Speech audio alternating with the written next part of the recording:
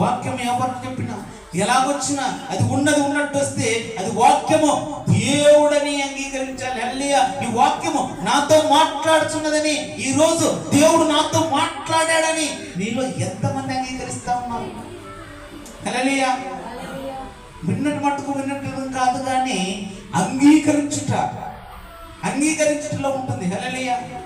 విన్నది చాలా మంది వింటా ఉంటారు, మనం చాలా మంది వింటా ఉంటాం. ఎన్ని చెప్పినా ఏం చెప్పినా అన్ని అవును అవును, దేవుడు అట్లా చేస్తాడు, దేవుడు ఇట్లా చేస్తాడు, దేవుడు గొప్ప కార్యాలు చేస్తాడు, నిజంగా దేవుడు చేస్తాడు అని నమ్ముతారు, వింటారు. వింటకు మాత్రం వారు విందురు, కానీ వారి హృదయములో అంగీకారం కలిగినటువంటి గ్రహింపు లేకుండా ఉంది. హల్లెలూయా. ఇది దేవుడు వాక్యము.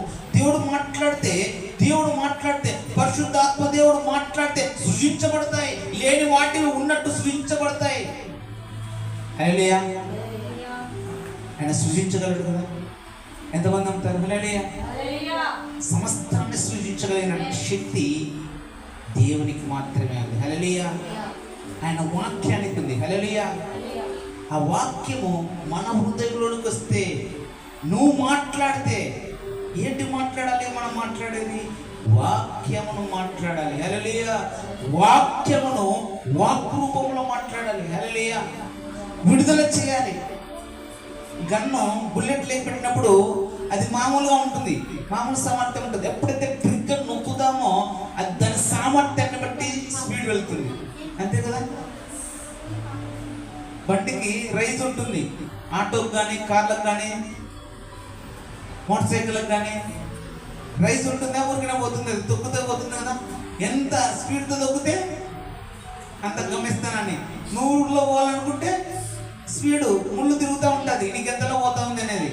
అంటే నువ్వు కాలు కింద నీ యొక్క ఎక్సిలేటర్ని ఎంత అదిమి పడతావో అంత స్పీడ్ బండి ముందుకెళ్తుంది. నీ నోట్లో నుంచి మాటలు ఎంత ఫాస్ట్గా సాతాను మీద విడుదల చేస్తే అంతగా నువ్వు ఫలసిద్ధిని పొందుకుంటావు. హల్లెలూయా. అంతగా ఫలాన్ని పొందుకుంటావు. నిజమే, దేవుడు చెప్పాడని మనం ఏం చేస్తామంటే చిన్నగా అయ్యో పక్కన చూస్తావు, అంటే ఏమనుకుంటారంటే పక్కన వింటే ఏమనుకుంటా అంటే వీటిని అనుభవించుకోవడము. మా జీవితాలకు మేము ఎలా అనుభవించుకుంటున్నాం, మా జీవితాలతో మేము ఎలా మాట్లాడుతున్నామంటే ఆయన మరణానుభవాన్ని బట్టి. హల్లెలూయా. ఏమంట?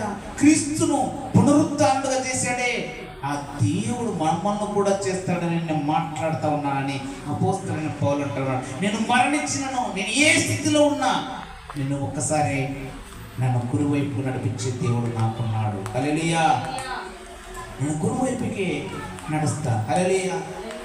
నా పరిస్థితి ఇలా ఉన్నా నేను నడుస్తాను అని మనం మాట్లాడాలి. పరిస్థితులన్నీ చక్కబడితే అందరూ మాట్లాడతాం, అన్నీ బాగుంటే అందరూ మాట్లాడతారు, వాళ్ళకేం బాగున్నారు అని అందరూ మాట్లాడినప్పుడు అన్నీ బాగుంటే అందరూ దేవుని దగ్గరకు వచ్చి ప్రార్థన చేస్తారు. ఒక్కసారి అనారోగ్యం వచ్చింది అనుకోండి, నేను లేను, నేను రాలేను. ఎందుకంటే వాడు గుడ్డితనాన్ని కలగజేస్తారు. ఎందుకంటే తెలుసా, దేవుని యొక్క సన్నిధికి ఎప్పుడైతే వస్తారో వారి మనోనేత్రంలో తెరవ చేయబడతాయి. హల్లెలూయా. అందుకే యుగ సంబంధి అనేక మందిని గుడ్డితనంలోనికి తోస్తా ఉన్నాడు. తిన్న వినే వాక్యమే తిన్న వింటావు అని అనుకుంటా ఉంటాం ప్రతిరోజు.